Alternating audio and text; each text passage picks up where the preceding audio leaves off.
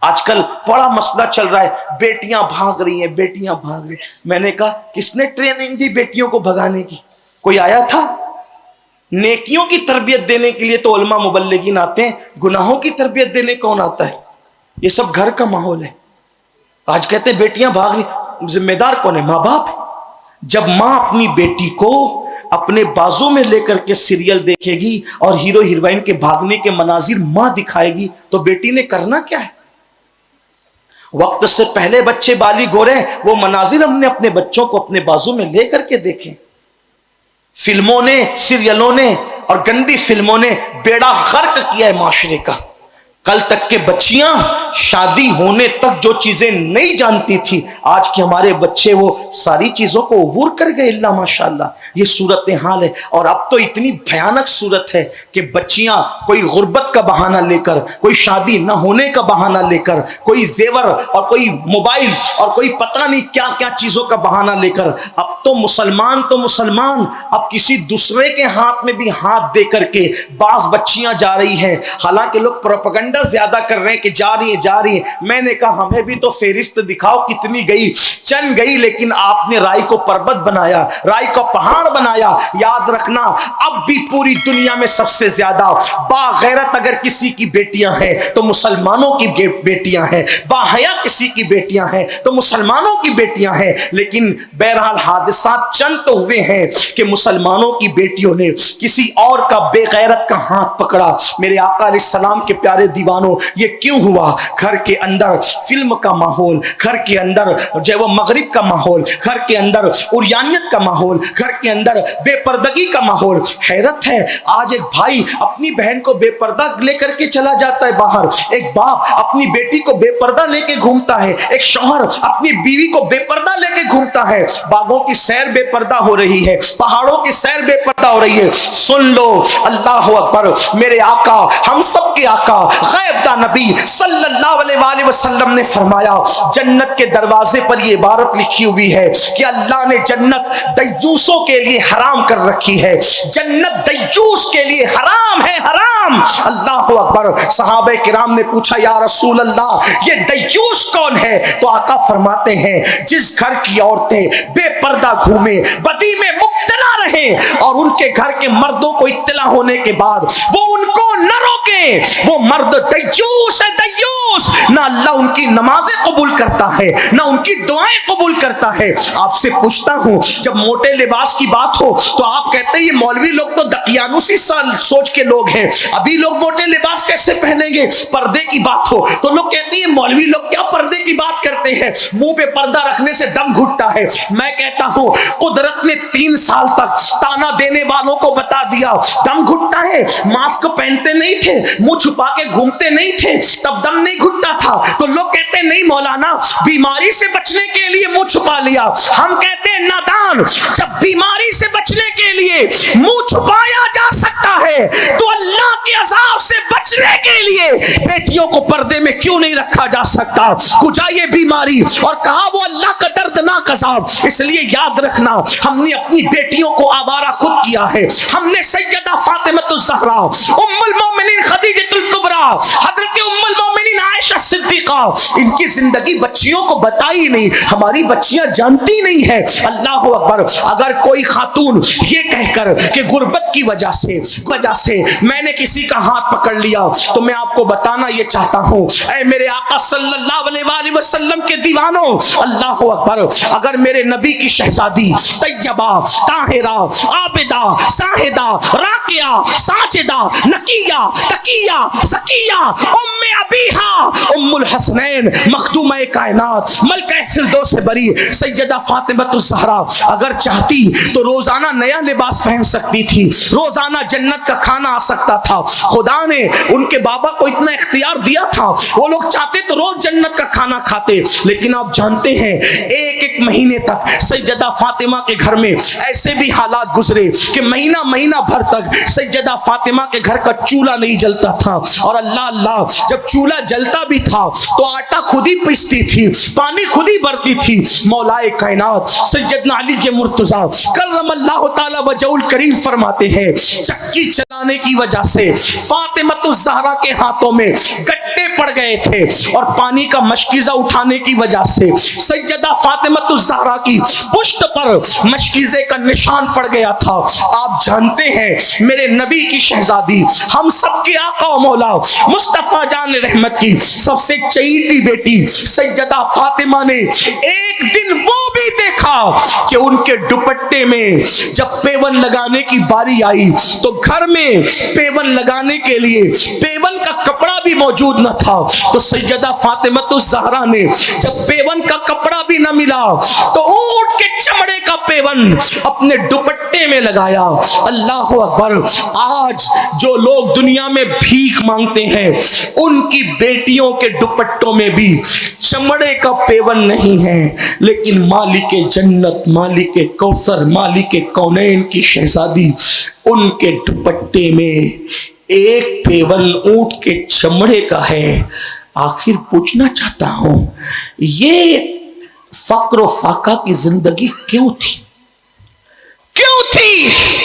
اس کی وجہ سیدہ فاطمہ اور نبی کے گھر والوں نے اس شان کی زندگی کو گزار کر ہماری غربت پر اپنی سنت کا پردہ ڈال دیا ہے کہ اگر کسی کے گھر میں مہینے بھر چولہا نہیں جلے گا تو کوئی یہ نہیں کہے گا کہ اس کے گھر میں چولہا نہیں جلتا یہ نکما ہے, بلکہ جس کے گھر میں چولہا نہیں جلے گا وہ فخر سے کہہ سکے کہ آج میں نے اپنے نبی کی سنت پر اور آل نبی کی سنت پر عمل کیا ہے. اگر کسی کی بیٹی کے دوپٹے میں پیون ہوگا تو لوگ اس کی غربت کا مذاق نہ اڑا سکیں گے, بلکہ اس غربت پر اللہ اکبر نبی اور آل نبی نے اپنی سنت کا پردہ ڈال دیا ہے. اگر پیون میں کسی کی بیٹی جائے گی تو لوگ یہ نہ کہیں گے کہ اس کی بیٹی کے پاس کپڑے نہیں ہیں, بلکہ لوگ یہ کہیں گے دیکھو اس صدی میں بھی کوئی سیدہ کی سنت پر عمل کرنے والا موجود ہے. اللہ اکبر. جانتے ہیں کیا ہوا؟ جب سیدہ فاطمہ الزہرا کے دوپٹے پر چمڑے کا پیون لگا تو میرے آقا آئے اور آ کر اپنی بیٹی کے دوپٹے پر جب چمڑے کا پیون دیکھا تو اللہ کے رسول سید الصابرین سید الشاکرین مصطفیٰ جان رحمت نے بیٹی کے سر پہ جب چمڑے کا پیون والا دوپٹہ دیکھا میں آنسو آ گئے. آقا رو پڑے. اللہ اللہ. ماں میرے آقا روئے تو مولا کائنات بھی رو پڑے, سیدہ فاطمہ بھی رو پڑی. اس وقت میرے آقا نے اپنی بیٹی کو یہ کہہ کے تسلی دی, اے فاطمہ رو نہ, رونے کی ضرورت نہیں میری بیٹی. کیا تم اس بات پہ خوش نہیں ہو کہ دنیا والوں کے لیے دنیا کی نعمتیں ہیں اور محمد اور آل محمد کے لیے آخرت کی نعمتیں ہیں؟ میں پوچھنا چاہتا ہوں اگر بیٹیوں کو یہ واقعات یاد کرائے جاتے کہ نبی کی شہزادی کے گھر میں ایک ایک مہینے تک چولہا نہیں جلا اور رسول اللہ کے گھر میں ایک ایک مہینے تک چولہا نہیں جلا تو قناعت پسندی کا جذبہ ہماری بچیوں کے دل میں بھی پیدا ہوتا. بلکہ ایک واقعہ مجھے یاد آیا, اکثر سیرت نگاروں نے اس کو لکھا ہے, توجہ سے سنیں. حضور کے گھر کا کیا حال تھا. آج تو موبائل کی لالچ پہ کوئی بھی بیٹی کو لے جائے ساتھ میں, زیور کی لالچ پہ کوئی بھی لے جائے بیٹی کو ساتھ میں. اتنی آوارگی, نفس کی پیاس اور خواہشات اتنی بڑھا لی گئی ہے کہ جس کی کوئی حد نہیں.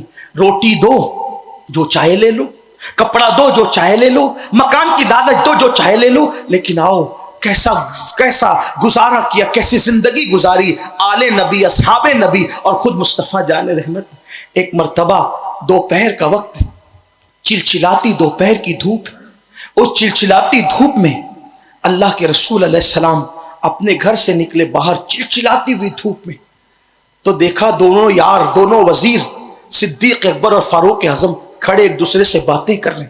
آقا نے دونوں کو سلام کیا اور سلام کرنے کے بعد دونوں یاروں سے پوچھا اتنی دوپہر کی چلچلاتی دھوپ میں تم دونوں کیا کر رہے ہو؟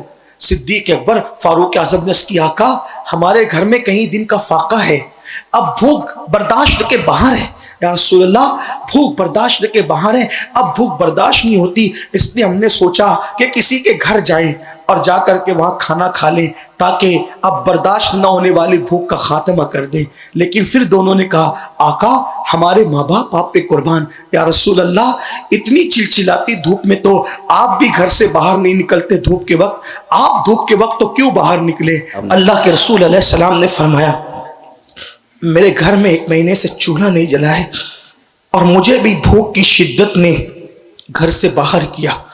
میں بھی چاہتا ہوں کہ کسی کے گھر جاؤں، حالانکہ حضور خود کہتے ہیں میں اپنی راتیں اللہ کے ساتھ گزارتا ہوں، وہ کھلاتا بھی پلاتا بھی ہے. لیکن آج حضور بتانا چاہتے ہیں اپنے صبر کو، کیونکہ حضور علیہ السلام کا وہ معجزہ ہے اور یہ تعلیم امت کے لیے ہے.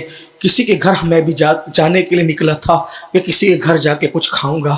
دونوں یاروں کو ساتھ لیا، ایک صحابی کے گھر گئے. جب وہاں پہنچے ان کو پتا چلا کہ آقا آئے ہیں، تو میرے آقا علیہ السلام کو انہوں نے طرح طرح کی کھجوریں سجا دی. اس کی آقا ایک بکری کا بچہ گھر میں ہے، میں اس کو ذبح کر کے کھانا بنواتا ہوں. میرے آقا علیہ السلام اتنا نوش فرما لیں، آپ کھجوریں نوش جان فرمائیں، میں بکری کا بچہ ذبح کرتا ہوں. بکری ذبح کی اور بکری ذبح کر کے کھانا تیار کیا اور بکری کا گوشت کا سالن اور روٹی، اس کو سید الطعام کہا گیا ہے، کھانوں کا سردار ہے. یہاں میں اپنے ان بھائیوں سے کہتا ہوں جو 3 بار پیٹ بھر کے کھاتے ہیں، 5 بار کھاتے ہیں، 2 ٹائم ناشتہ کرتے ہیں اور اللہ کے نبی کا دل دکھاتے ہیں گناہ کر کے، وہ تصور کریں میرے نبی نے اب اس دین کو ہمارے گھر تک پہنچانے کے لیے 1 مہینے تک گھر میں چولہا نہیں جلا میرے نبی کے گھر میں، بلکہ 1 مہینہ تو اس وقت کا واقعہ ہے. ام المومنین تو یہاں تک کہتی ہے 1 چاند دکھتا ختم ہوتا، حضور کے گھر میں چولہا نہیں جلتا. دوسرا چاند دکھتا وہ بھی ختم ہوتا، حضور کے گھر میں چولہا نہیں جلتا. تیسرا چاند دکھ کر وہ بھی ختم ہو جاتا. 3 مہینے ہو جاتے حضور کے گھر کے چولہے سے کبھی دھواں نہیں نکلتا. جس کی نعمتیں پوری کائنات کھاتی ہو، آسماں خوان، زمیں خوان، زمانہ مہمان، صاحب خانہ لقب کس کہتے رہتے ہیں. یہ کیوں فقر فاقہ تھا؟ صرف ہمیں حوصلہ دینے کے لیے، ہماری غریب بیٹیوں کو حوصلہ دینے کے لیے کہ غربت کی وجہ سے ہم اپنی عزت کا سودا نہ کریں. جب میرے آقا علیہ السلام اپنے دونوں یاروں کو ساتھ لے کے نکلے اور کھانا تیار ہو گیا، کھانا سامنے آیا تو صاحب کھانا کھانے کو دیکھتے ہیں اور آقا کا چہرہ دیکھتے ہیں. دونوں یار سوچتے ہیں حضور شروع کرے تو ہم شروع کریں. اتنے میں وہ میزبان رسول کہتے ہیں آقا اب شروع کریں نا، کھا لیں حضور. تو میرے آقا رو پڑے. آقا رو دی. عرض کی حضور کیوں رو رہے ہیں؟ فرمایا میرے لیے تو تو نے کھانا تیار کر دیا، لیکن جتنے دن سے میں بھوکا ہوں اتنے دن سے میری بیٹی فاطمہ بھی بھوکی ہے، اتنے دن سے میری بیٹی فاطمہ بھی بھوکی. 1 مہینہ ہو رہا ہے، 1 مہینہ کبھی بکری کا دودھ ہے، کبھی کھجور اور پانی ہے، اسی پہ گزارا ہے. آخر مالک جنت دنیا میں سب سے زیادہ مالدار اگر کوئی انسان پیدا ہوا ہے تو صرف مصطفیٰ جان رحمت ہے. نہ ان سے پہلے کوئی اتنا مالدار ہے، نہ ان کے بعد کوئی اتنا مالدار ہے. وجہ یہ ہے کہ کوئی ایک ریاست کا، کوئی ایک ملک کا، کوئی خطے کا، کوئی ایک قبیلے کا مالک ہے، لیکن میرے نبی کو تو اللہ نے پوری کائنات کا مالک بنایا ہے. خالق کل نے آپ کو مالک کل بنا دیا. دونوں جہاں آپ کے قبضہ و اختیار میں، اور میں تو مالک ہی کہوں گا کہ وہ مالک کے حبیب یعنی محبوب و محب میں نہیں میرا تیرا وہی لا مکان کے مکی ہوئے، سر عرش تخت نشی ہوئے. یہ نبی ہیں جن کے ہیں یہ مکان، وہ خدا ہے جس کا مکان نہیں، اور نہیں ان کی ملک میں آسمان کہ زمین نہیں کہ زمان نہیں. اللہ اکبر. میرے آقا فرماتے ہیں کہ مجھے تیرا کھانا دیکھ کر میری شہزادی فاطمہ کی بھوک یاد آ گئی ہے.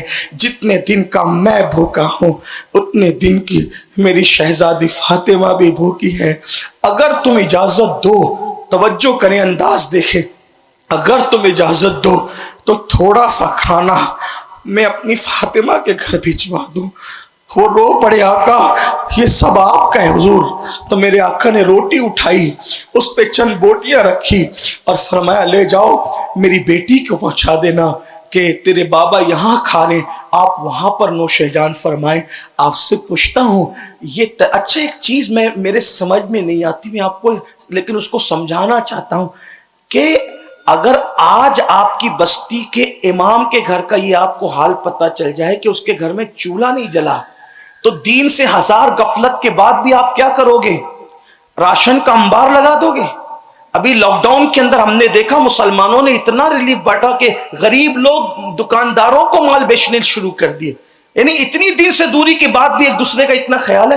تو نبی کے گھر میں 3 مہینے چولہا نہیں جلتا تھا, لیکن کوئی صحابی وہاں لا کے دیتے کیوں نہیں تھے؟ ایک بات سوال پیدا ہوتا ہے, اگر آپ بتائیں نا, اپنی جان قربان کر دیں, جو اپنی جان قربان کر دیں, مکے جیسا وطن قربان کر دیں, ماں باپ قربان کر دیں, رشتہ داریاں قربان کر دیں, پھر وہ حضور کے گھر لا کے دیتے کیوں نہیں تھے؟ پتہ ہے فاقے ہوتے تھے مگر اتنی رازداری سے ہوتے تھے کہ فاقہ نبی کے گھر میں ہو رہا ہے, صدیق اکبر کو خبر نہیں ہے,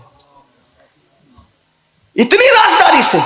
آپ توجہ فرمائیں, وجہ یہ سب باتیں تو بعد میں پتہ چلی, کہیں ظاہر کی گئی, بلکہ سب سے زیادہ باتیں ام المومنین نے بتائی. ایک دن ایسا ہوا, اصل میں یہ فاقے کی بات کیسے پتہ چلی, بہت زیادہ عام کیسے ہوئی, مجمع میں کب بیان ہوئی؟ کئی موقع تھے, لیکن ایک مرتبہ کچھ صحابہ سیدہ عائشہ صدیقہ کے پاس اور ام المومنین حفصہ کے پاس آئے, دونوں امہات المومنین کے پاس, اور کہا عمر نہ اچھا کھاتے ہیں, نہ اچھا کھانے دیتے ہیں, نہ اچھا پہنتے ہیں, نہ اچھا پہننے دیتے ہیں, ایک کام کرو, دونوں ام المومنین کو وسیلہ بنا کے فاروق اعظم کو بلاؤ, کیونکہ وہ سب کی بات کاٹیں گے, ان دونوں کی بات نہیں کاٹیں گے, کیونکہ یہ امی جان ہے مومنوں کی. سب لوگ آئے, حضور کی ازواج سے کہا کہ حضور کی ازواج کو کہو کہ عمر کو بلا کے کہیں, ان کی بات مانیں گے. دونوں ام المومنین نے فاروق اعظم کو بلایا اور کہا عمر اتنی دولت آ گئی, اتنی فتوحات ہو گئی, تو تم بھی اچھا کھاؤ, ان کو بھی اچھا کھانے دو, اچھا پہنو, پہننے دو. تو فاروق اعظم نے اس سے پہلے کہ وہ کوئی بات قبول کرتے, دونوں امہات المومنین سے کہا تم تو حضور کی گھر والیاں ہو, تم تو حضور کے گھر میں رہی ہو, بتاؤ, سچ کہنا, بتانا, اے نبی کی پیاری پیاری ازواج, کیا نبی کے گھر میں ایک دسترخوان پر کبھی 2 سالن جمع ہوئے تھے؟ اصحاب کی موجودگی میں پوچھا, حضور کے گھر میں ایک دسترخوان پہ کبھی 2 سالن جمع ہوئے تھے؟ فاروق اعظم نے کہا کیا ایسا نہیں ہوتا تھا کہ رسول اللہ نے سوکھی روٹی کو پانی میں بھگو کر کے کھایا ہے؟ ایسا نہیں تھا. انہوں نے اقرار کیا, ہاں ایسا ہی تھا. کیا ایسا نہیں تھا سالن کی بجائے اللہ کے نبی سرکے میں سوکھی روٹی ڈبا کے کھاتے تھے؟ کیا ایسا نہیں تھا کہ حضور علیہ السلام جب فاقہ کرتے تھے تو کبھی کبھی ایک مرتبہ میں پیٹ پہ 3 پتھر بھی باندھنے کی نوبت آ جاتی تھی؟ ایسا نہیں تھا کہ حضور جب بستر پہ لیٹتے تھے تو چارپائی پر جو ہے وہ چادر بھی نہیں ہوتی تھی, بغیر چارپائی پہ لیٹتے تھے تو نشان پڑ جاتے تھے رسیوں کے جسم اقدس پر. کیا ایسا نہیں تھا کہ تکیے کے بغیر اللہ کے رسول ہاتھ کا سرانہ بناتے تھے؟ کیا ایسا نہیں تھا کہ حضور دودھ پر گزارا کر لیتے تھے؟ کیا ایسا نہیں تھا؟ جب فاروق اعظم نے گنانا شروع کیا تو سب وہ مجمع والے رونے لگے, اور امہات المومنین بھی کہنے لگی ایسا ہی تھا, ایسا ہی تھا, ایسا ہی تھا. تو فاروق اعظم نے کہا جب میری جان, میرے ایمان کی جان محمد الرسول اللہ نے اس شان سے گزارا کیا ہے, تب آپ ہی لوگ مجھے مشورہ دیتے ہو کہ میں ان کے راستے سے ہٹ جاؤں, ان کے طریق سے ہٹ جاؤں, ان کی سنت سے ہٹ جاؤں. تب لوگوں کو پتا چلا کہ ہم تو عمر کو سمجھانے آئے تھے, لیکن فاروق اعظم نے لوگوں کو وہ سمجھایا کہ لوگوں کی چیخیں نکل گئی. لیکن یہ سب کچھ ہماری تعلیم کے لیے تھا.